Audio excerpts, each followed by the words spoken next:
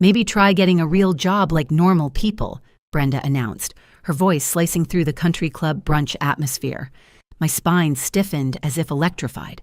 The mimosa in her manicured hand caught the sunlight as she gestured dismissively in my direction, splattering tiny droplets across the pristine tablecloth.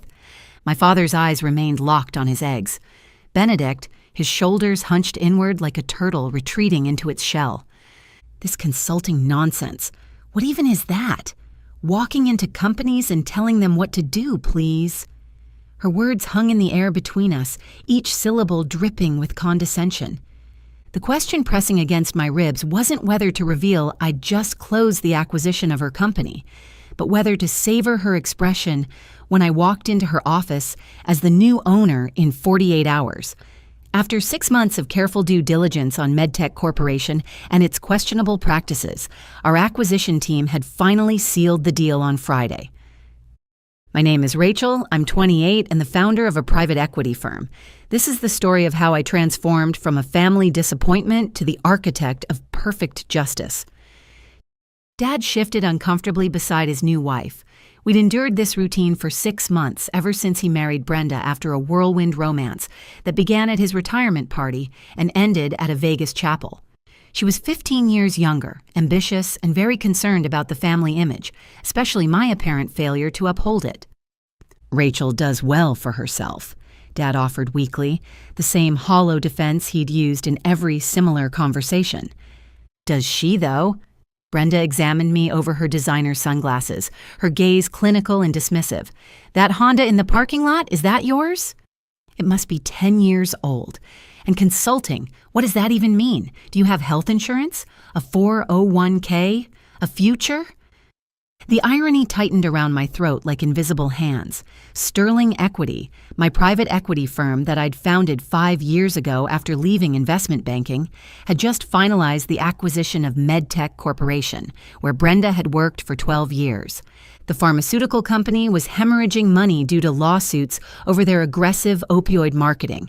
That's why we'd been able to acquire them for pennies on the dollar. The deal closed Friday.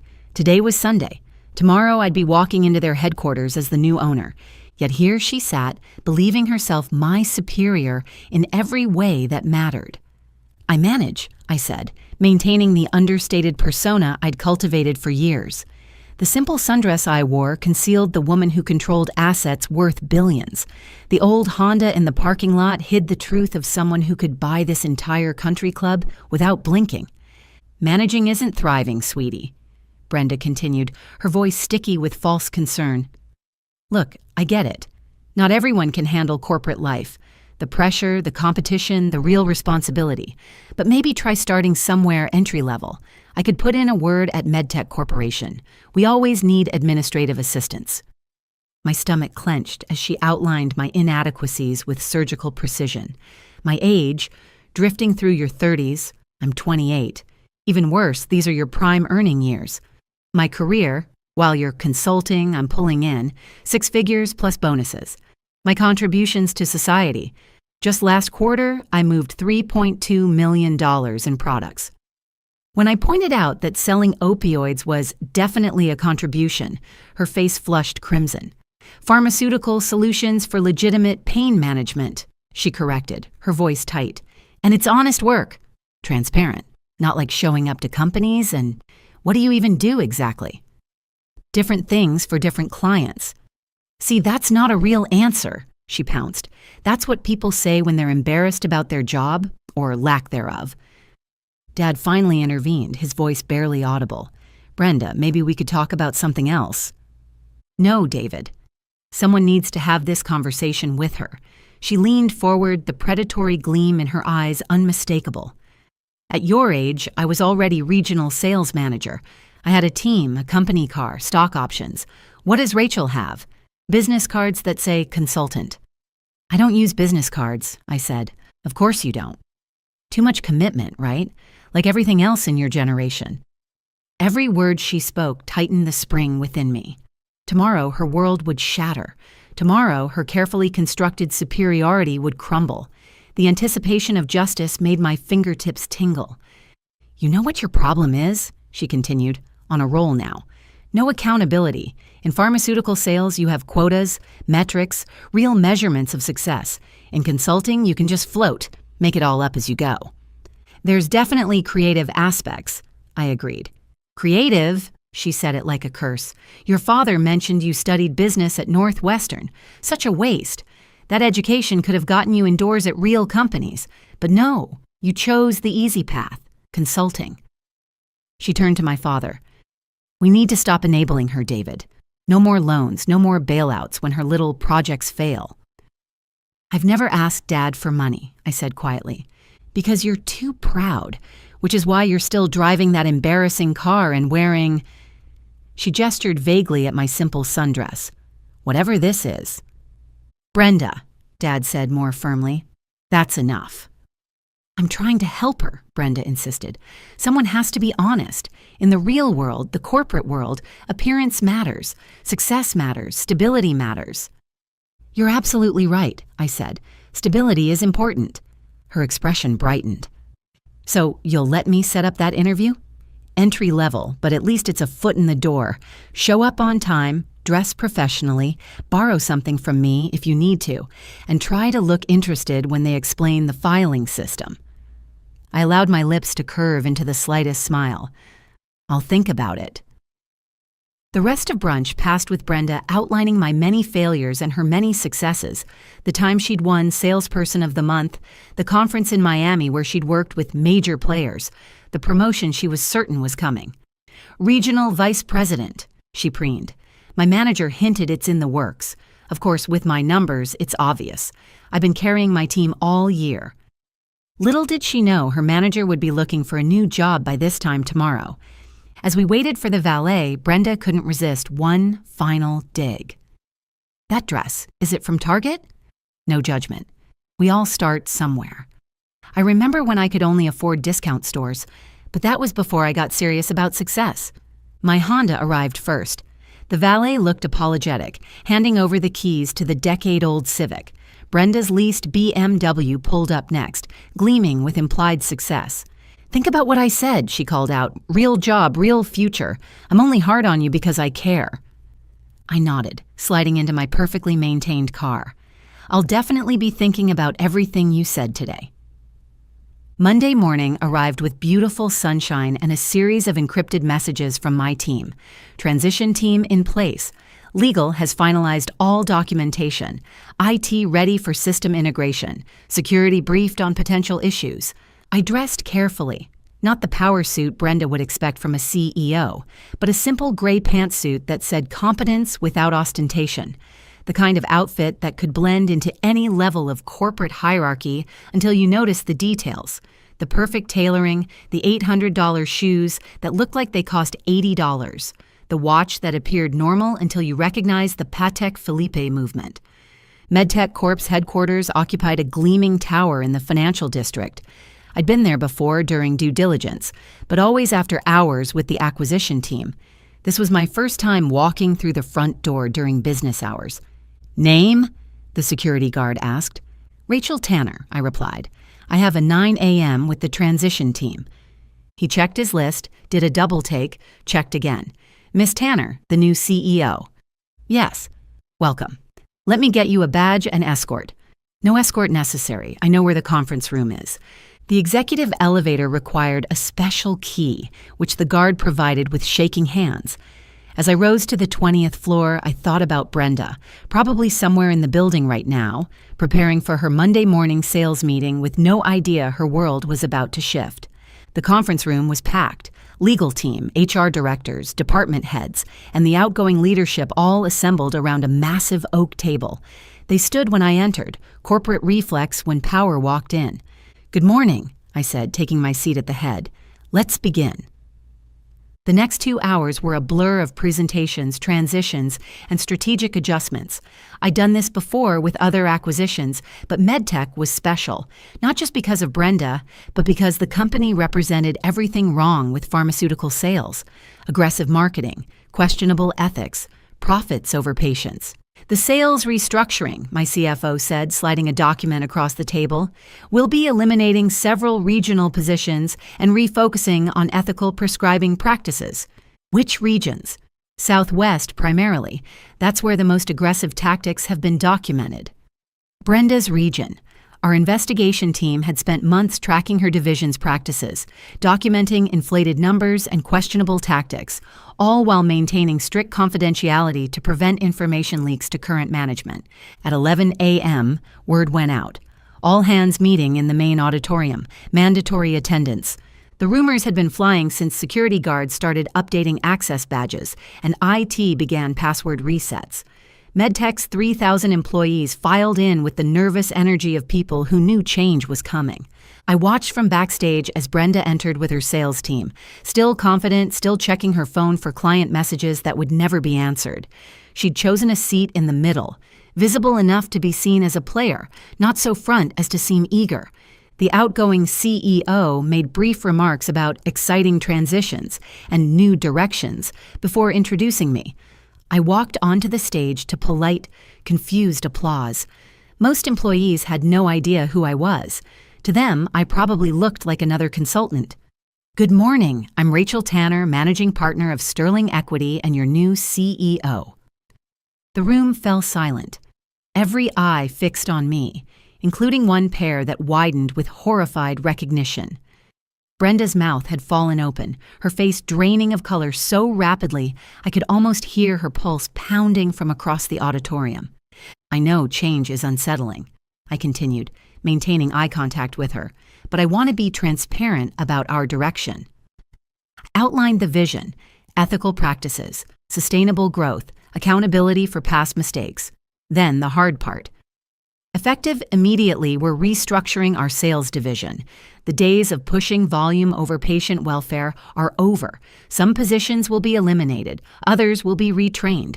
Anyone who can't adapt to ethical selling has no place in our future. The auditorium buzzed. From the stage, I watched Brenda's face cycle through confusion, recognition, and dawning horror as reality crashed down on her carefully constructed world. I'll be meeting with each department this week, I continued. My door is open. I believe in leading by walking around, not hiding in an executive suite.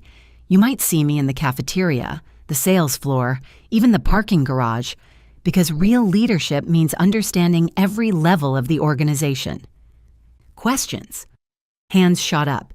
I answered them honestly, about layoffs, minimal if people adapted, about direction, ethical but profitable, about my background, private equity, with a focus on distressed assets. Then Brenda stood, her designer blouse visibly trembling with her body. Do you... Her voice cracked. She cleared her throat and tried again. Do you have pharmaceutical experience? Her voice carried across the auditorium. Our eyes locked. In that moment, I saw the exact second she realized who had been sitting across from her at brunch, who had been absorbing her condescension, who had been offered an administrative assistant position at their own company. I have experience identifying what's broken and fixing it, I replied evenly. In MedTech's case, what's broken is the culture that prioritizes sales over ethics. The lawsuits speak for themselves. But sales drive revenue, she insisted, desperation edging into her voice. Lawsuits drive bankruptcy. We're facing $2.3 billion in potential litigation from aggressive opioid marketing. I paused. That stops now. She sat down hard. Around her, colleagues were already distancing themselves, the corporate survival instinct kicking in. After the meeting, I made my way to the sales floor where Brenda's manager was already in crisis mode. Miss Tanner, he practically ran to intercept me. About the sales restructuring. My team has always operated within guidelines. Has it? Records show your region has the highest rate of prescriber kickbacks, dinners, trips, consulting fees that are barely disguised bribes. That's industry standard, he protested. Was, I corrected. Past tense. Behind him, I could see Brenda at her desk, frantically pulling files, trying to hide evidence of the very practices I'd already documented. I need all regional managers in conference room C in an hour, I told him. We'll discuss who stays and who goes. The meeting was brutal. I laid out the evidence. Falsified call reports, kickbacks disguised as speaker fees, pressure tactics on doctors who tried to reduce prescribing. 3 managers were terminated on the spot. 2 others accepted demotions to sales rep positions with retraining requirements. Brenda tried to defend herself. These were approved strategies. Corporate knew. Previous corporate, I interrupted. I'm current corporate and I don't approve. You can't just come in and destroy everything we've built. Her voice rose, panic replacing her usual confidence. I can when what you've built is facing federal investigation. Did you think the lawsuits would just disappear?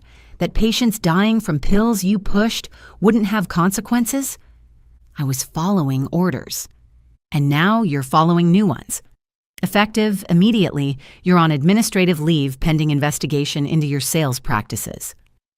The color drained from her face. Investigation for what? I pulled up her file on the conference room screen. Falsifying call reports, providing kickbacks exceeding federal limits, pressuring physicians to prescribe beyond medical necessity. I looked directly into her eyes. Should I continue? Her face had gone pale. All pretense of superiority evaporated. I need this job, my car lease, my condo. The BMW you leased to impress clients? The condo you bought with bonuses from pushing pills? Maybe you should have thought about sustainability. I leaned forward slightly. Real jobs, as you called them, come with real accountability. You don't understand. I understand perfectly. You built a life on other people's misery. Now it's crumbling. That's not my fault or my problem. Security escorted her out 20 minutes later, cardboard box in hand. The great pharmaceutical sales success story reduced to a security escort and a damaged reputation. That evening, Dad called. Rachel, what happened? Brenda came home in tears. Something about her company being taken over. Sterling Equity acquired MedTech. I'm restructuring to avoid bankruptcy from the lawsuits. Silence. Then, Sterling Equity. That's your company. One of them. But you said you were a consultant? I am. I consult with the companies I buy to make them profitable and ethical. It's very fulfilling work. I couldn't keep the edge from my voice. Brenda's been put on leave. She says you targeted her. I targeted unethical sales practices. She happened to be one of the worst offenders. You could have warned us. When? During brunch when she was explaining how I needed a real job? While she offered to get me an interview for an entry-level position at the company I'd just bought? This is cruel, Rachel. No, Dad. Cruel is pushing addictive drugs to make quota. Cruel is mocking your stepdaughter for career choices you don't understand. This is consequence. She could lose everything. Then she'll understand what the families of opioid victims lost. Perspective can be educational. He hung up. I wasn't surprised. Dad always chose the path of least resistance, and right now that meant supporting his wife's victim narrative. Over the following months, MedTech transformed. We settled the major lawsuits, retrained the sales force, and pivoted to non-addictive pain management solutions. Revenue dropped initially, but stabilized as hospitals began trusting our ethical approach. Brenda's investigation revealed what I'd suspected: falsified reports, illegal kickbacks, and pressure tactics that bordered on criminal. She avoided prosecution by agreeing to a lifetime ban from pharmaceutical sales and forfeiting her bonuses. The last I heard, she was working as a receptionist at a medical clinic, entry level, as she'd recommended for me. The irony wasn't lost on anyone. Dad and I didn't speak for 6 months. When we finally had coffee, he looked older, tired. It was early March, nearly 8 months since I'd taken over MedTech and changed everything. She left me, he said simply. Said I should have warned her about you. Warned her about what? That I'm successful? That you're formidable. She thought you were a failure. I let her think it because it was easier than explaining. Explaining what? That my daughter built a private equity empire by 28. That the consulting she mocked was actually corporate turnarounds worth billions. That the old Honda was a choice, not a necessity. Would she have been nicer if she'd known? He laughed bitterly. Probably. But that's the point, isn't it? She showed you exactly who she was when she thought you were nobody, and you let her. I did. I'm sorry. Are you? Or are you just sorry she's gone? Both, he admitted. But mostly sorry I didn't defend you. Your mother would be ashamed of me. Mom would understand. She always said you avoided conflict. She also said you inherited her backbone. Guess she was right. I asked him directly about what happened with Brenda. When did she leave exactly? Filed for divorce 2 months after she lost her job. It was finalized last week. Said she couldn't be with someone who raised a daughter like you. He smiled for the first time. I took it as a compliment. We rebuilt slowly. Dad, without Brenda's toxic influence, remembered how to be proud of his daughter's accomplishments instead of apologizing for them. He even started bragging about my work to his golf buddies. My daughter? Oh, she's in private equity. Buys broken companies and fixes them. Very boring stuff unless you like making millions while improving lives. As for me, I kept the Honda. It runs perfectly, gets great gas mileage, and reminds me that real success doesn't need to announce itself. It just walks into conference rooms and changes everything. Sometimes wearing a simple sundress, sometimes carrying a cardboard box. Before you go, here's a quick bonus for sticking around. If you love learning and growing like I do, you need to try audiobooks. I've got an exclusive deal with Audible. Your first month is completely free. That's access to over 500,000 titles, zero cost to you. All the details are waiting in the description. Don't miss this one.